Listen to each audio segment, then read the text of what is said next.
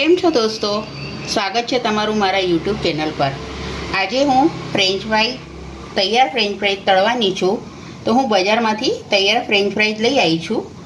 બહાર જેવો એનો સ્વાદ લાગે છે કે નહીં એના માટે કીધું આજે ટ્રાય કરીએ, એટલે હું બજારમાંથી લઈ આવી છું।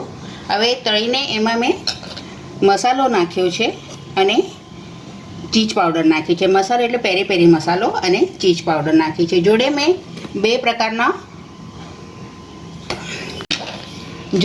બે પ્રકારના ડીપ સર્વ કર્યા છે। તો એની જોડે આ ટેસ્ટમાં બહુ જ ફાઇન લાગશે। તો એકવાર તમે પણ ટ્રાય જરૂરથી કરજો। તો ચાલો આજે આપણે આ તૈયાર છે એ તળી લઈએ। હવે આપણા ફ્રેન્ચ ફ્રાઈઝ તળાઈ ગયા છે। હવે આપણે આમાં તેલમાંથી કાઢી લઈએ।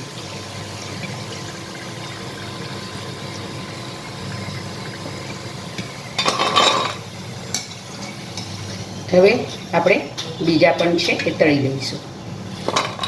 કઢાઈમાં તેલ ગરમ થઈ ગયું છે। આજે આપણે બજારમાં મળે છે એ તૈયાર ફ્રેન્ચ ફ્રાઈઝ આજે તળી લઈશું। બજારમાંથી લાવીને પણ તમે ઘરે તળી શકો છો રેડીમેડ। તેલ બરાબરનું ગરમ થઈ ગયું છે। હવે આપણે આ બધી ફ્રેન્ચ ફ્રાઈઝ તેલની અંદર ધીરે ધીરે નાખીશું।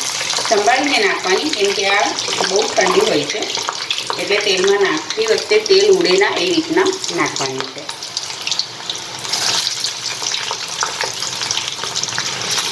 હવે આપણે આને ગોલ્ડન કલર આવે તો લગીને આપણે આને તળી લઈશું। હવે આપણા ફ્રેન્ચ ફ્રાઈઝ તળાઈ ગયા છે। હવે આપણે આમાં તેલમાંથી કાઢી લઈએ।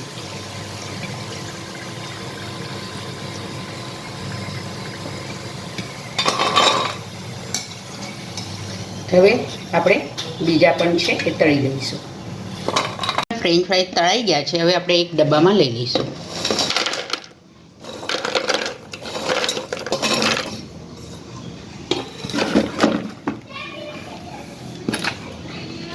હવે આમાં આપણે 1 ચમચી જેટલો પેરી પેરી મસાલો નાખીશું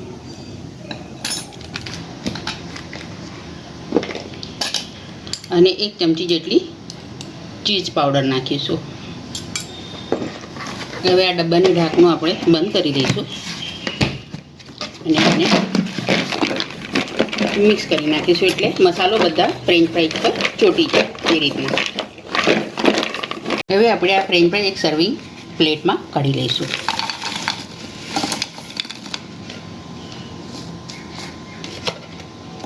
હવે આની જોડે આપણે બે પ્રકારના ડીપ મૂકીશું।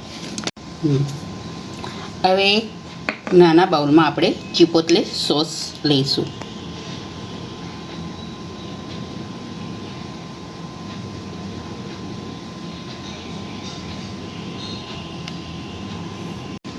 અને બીજું ડીપ છે ગાર્લિક ચીઝ મેલ્ટ।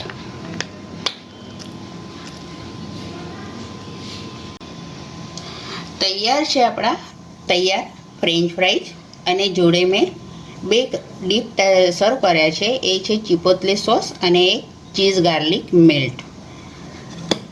તો આ તમને વિડીયો ગમ્યો હોય તો તમે લાઈક કરજો, શેર કરજો, ચેનલ પર નવા હો તો સબસ્ક્રાઈબ જરૂરથી કરજો।